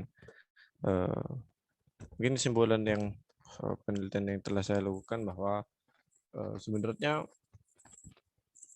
kloroform sendiri itu pun dapat kita sintesis dengan bahan-bahan yang sering kita jumpai begitu. Terus kemudian bahwa kloroform hasil elektrosintesis yang saya lakukan itu memiliki similarity index yang hampir sama dengan kloroform standar itu, di mana besaran nilai similarity index-nya itu sebesar 95 begitu. Terus kemudian bahwa kalau nanti kesimpulan yang lain selama saya melakukan penelitian bahwa memang keterampilan dari teman-teman saat perkuliahan itu memang benar-benar diuji saat penelitian, karena memang tidak ada yang apa ya bahasanya ya, teman-teman mengerjakan semuanya sendiri begitu. Terus selanjutnya menjawab pertanyaan dari Pak Endar, bisakah dijelaskan apa kendala yang dialami ketika nge-lab saat pandemi? Mungkin Mungkin kendalanya saat pandemi kemarin, semisal ada reaksi yang itu memerlukan waktu yang lama begitu. Karena kan kemarin itu saat melakukan penelitian kan kita dijadwal tuh, tidak kemudian kayak seperti dulu setiap hari kita bisa melakukan penelitian. Mungkin kendalanya hanya itu saja. Jadi sarannya buat teman-teman harus pinter-pinter bagi waktu begitu. Misal hari dia selang-seling hari, jadi nanti sekiranya ada penelitian atau masa reaksi yang memerlukan waktu yang lama, nah nanti teman-teman bisa melakukan preparasinya dengan waktu yang sesuai dengan perhitungan dari teman-teman. Jadi saat melakukan penelitian tidak terhambat karena proses masuk ke lab tidak seperti waktu normal begitu. Ataupun misal tadi bisa seperti dari Intan mencari tempat lab yang dekat dengan rumah begitu. Dan mungkin saran buat teman-teman yang nanti akan melakukan penelitian, mungkin sering-sering menguji coba lah, jangan mudah putus asa gitu aja, karena penelitian tidak seperti teman-teman melakukan praktikum seperti biasa terus jadinya cepat, harus sabar begitu, dan harus pintar mengelola keuangan, misalnya untuk mencari tempat ujian tesis yang murah dan cepat kalau bisa menggunakan yang itu begitu. Mungkin begitu. Terima kasih. Baik, terima kasih Kak Hafid. Bisa lanjut ke Kak Zika. Ya, untuk yang pertama pertanyaan dari Indah, apa kesimpulan kakak yang kakak dapatkan dari penelitian? Yang pertama, saya sama dengan Intan menggunakan CA bentonit yang digunakan untuk metode adsorpsi, karena CA bentonit itu mempunyai kemampuan swelling index lebih kecil dari NA, di mana kalau NA itu kalau dimasukkan ke dalam air mengembangnya 8 kali, sedangkan untuk CA itu hanya 1,5. Kemudian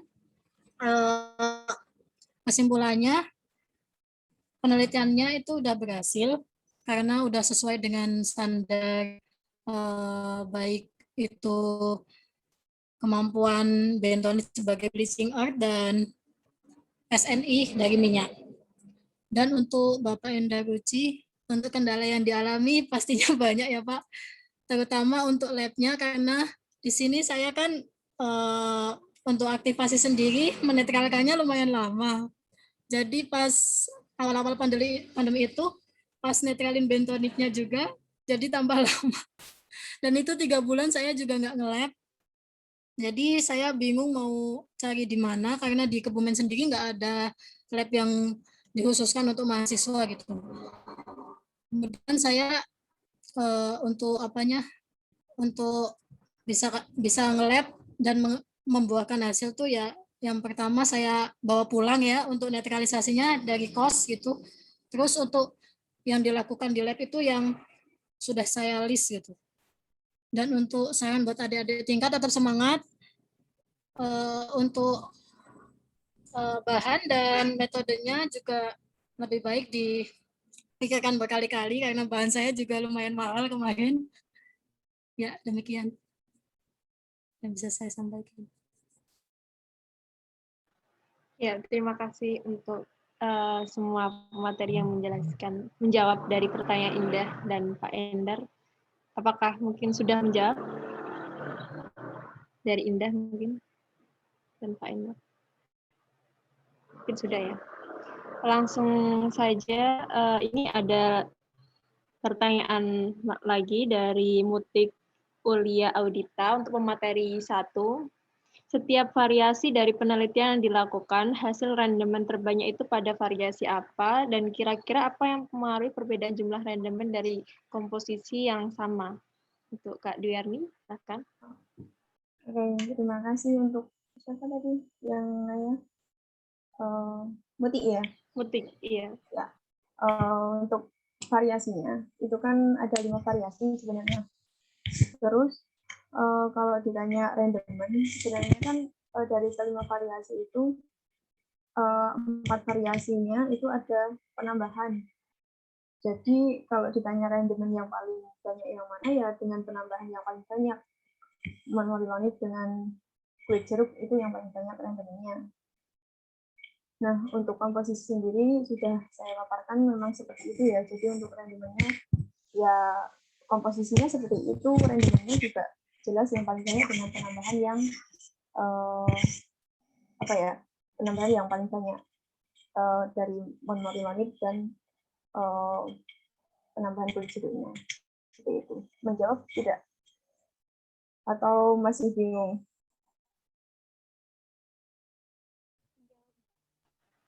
Mungkin dijelaskan mungkin Kak dari tadi apa yang monolit yang ada Na sama Ca. Oh ya, kan tadi ada 5 nih. Itu yang sama. Ada 5.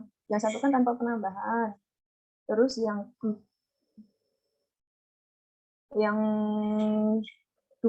itu dia ada penambahan Ca sama Na. Nah itu sama, jumlahnya tetap sama. Ca sama Na itu tetap sama. Terus kemudian yang ketiga itu lulur dengan penambahan Ca, terus dengan penambahan kulit jeruk, terus yang Na sama kulit jeruk. Jadi yang kalau ditanya rendemen yang paling banyak yang mana, yang Na sama kulit jeruk sama Ca sama kulit jeruk tadi, itu yang penambahan, itu yang rendemen paling banyak. Ya, baik. Untuk Mutik, apakah sudah menjawab? Ya, mungkin sudah ya. Lanjut saja untuk pertanyaan. Ya, sudah.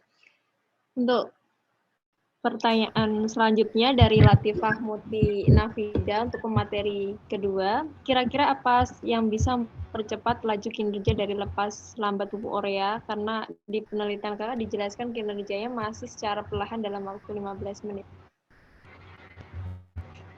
Iya, bisa saya mencoba menjawab dari Latifah Nafida. Jadi di sini saya memang menggunakan variasi waktu untuk mengetahui kinerja lambat dari pupuk urea, di mana dalam waktu pada satu tersebut itu ternyata telah mencapai pada menit ke-15 telah telah lepas secara perlahan. Jadi saya di sini tuh memang menggunakan variasi waktu untuk melihat kinerja lepas lambat, begitu. Bagaimana Latifah? Ya, bagaimana dari Latifah sudah menjawab? Oke, ya sudah. Oh ya, ini ada pertanyaan lagi untuk pemateri kedua dari Devi Amanda Sari. Apakah ada pengaruh lepas lambat pupuk urea terhadap jenis tanah yang berbeda-beda di setiap wilayah? Kalau ada, kemungkinan pengaruh seperti apa? Ya, dia langsung dari pertanyaan dari Devi Amanda. Jadi ada pengaruh dari setiap wilayah. Jadi kan wilayah kan ada tanah yang keasamannya berbeda. Jadi kemungkinan itu hanya seperti ini. Misalkan di daerah A keasamannya itu lebih tinggi daripada di daerah B. Jadi kemungkinan lepas lambatnya itu jauh lebih sulit dibandingkan dari keasaman yang lebih rendah. Begitu. Bagaimana Devi?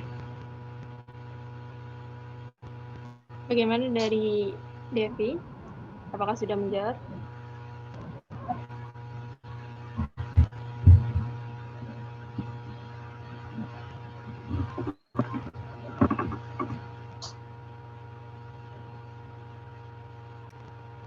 Iya, sudah. Ya, terima kasih Kak Intan.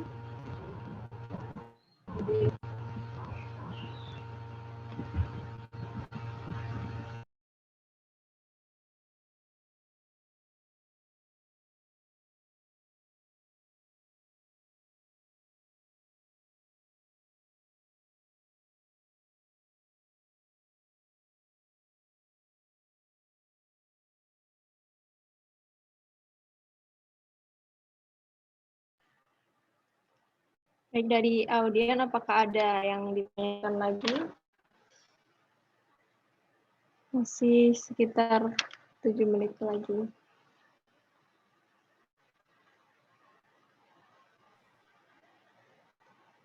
Oke.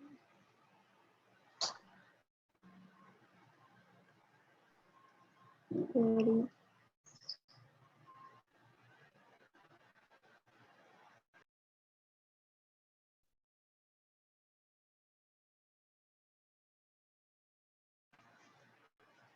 ya mungkin kalau sudah tidak ada pertanyaan lagi karena waktunya juga sudah hampir 30 menit untuk sesi diskusi ini. Mungkin kalau ada pertanyaan menyusul mungkin nanti bisa disampaikan langsung ke pemateri pada hari ini.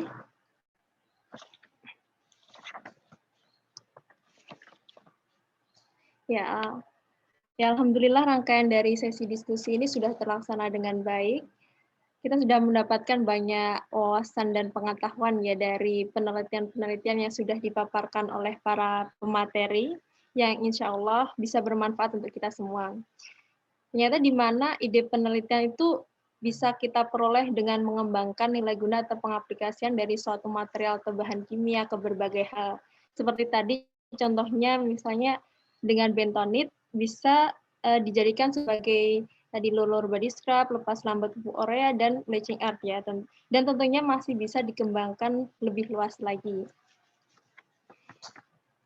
Terima kasih kepada seluruh pemateri yang telah berbagi ilmu dengan kita semua. Terima kasih juga untuk seluruh peserta yang sudah menyimak sampai akhir acara. Dan terima kasih kepada panitia yang sudah menyiapkan acara ini dengan baik dan memberi kesempatan untuk saya memandu acara ini. Sekian dari saya, atas kekurangannya saya mohon maaf. Terima kasih. Wassalamualaikum warahmatullahi wabarakatuh. Saya kembalikan ke MC. Baik, terima kasih. Acara selanjutnya yaitu penyerahan sertifikat kepada pemateri dan moderator. Dimohon kepada Bapak Priagung Deni Widiakongko, MSc, dapat menyerahkan sertifikat kepada pemateri dan moderator.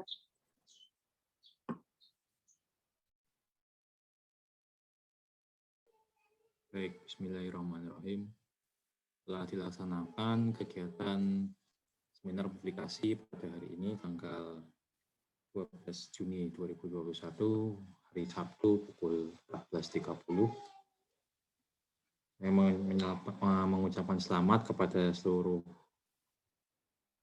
presentator yang telah mempresentasikan hasil penelitiannya.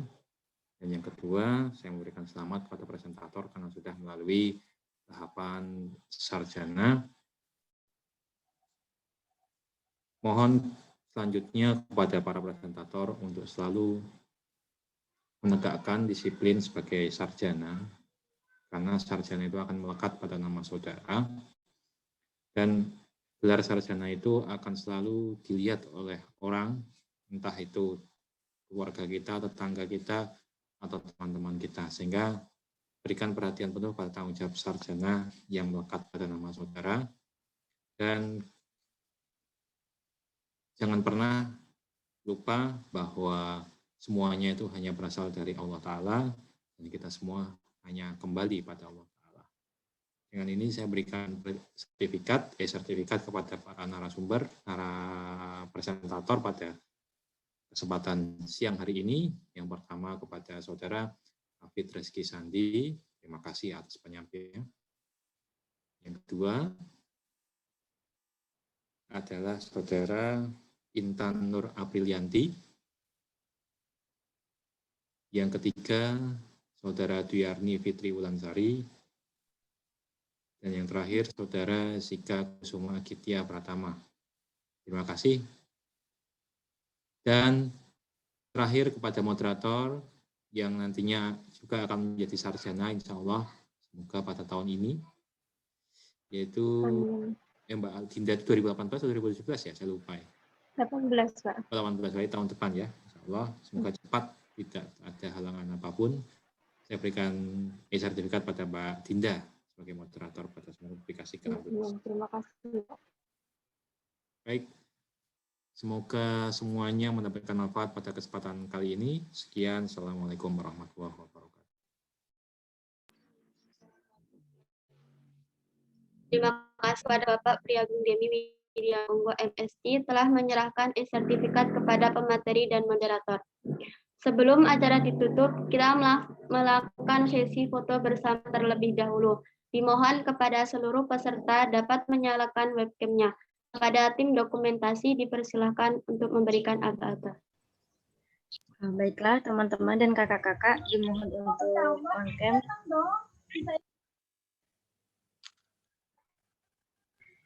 Baik ya, saya hitung.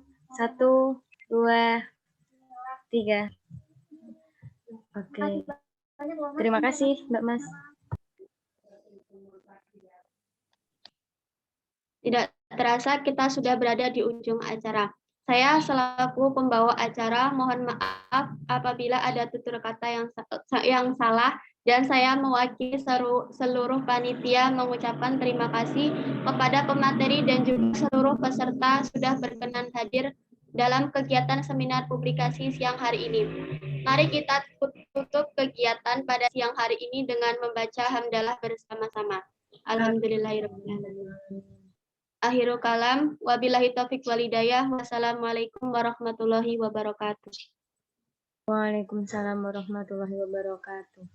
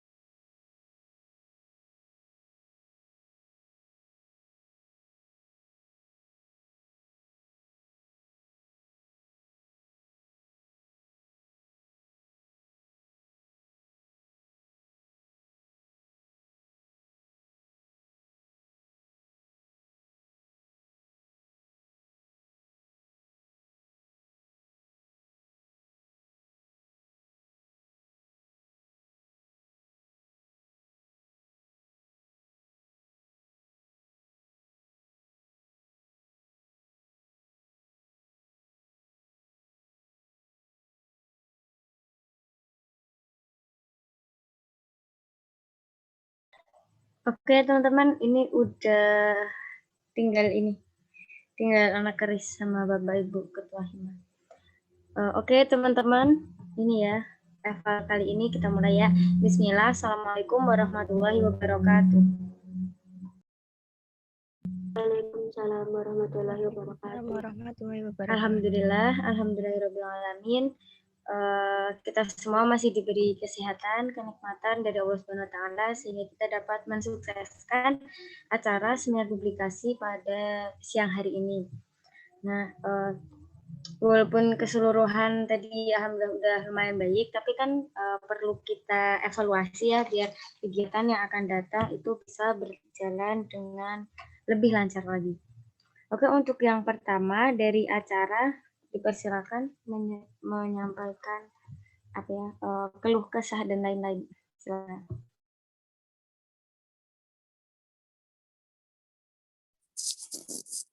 Untuk acara sepertinya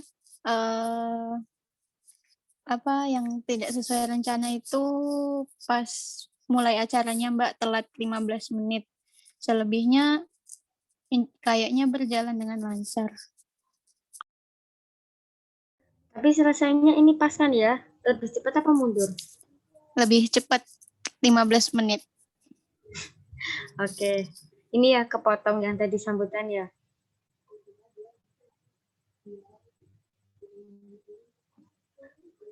Oke.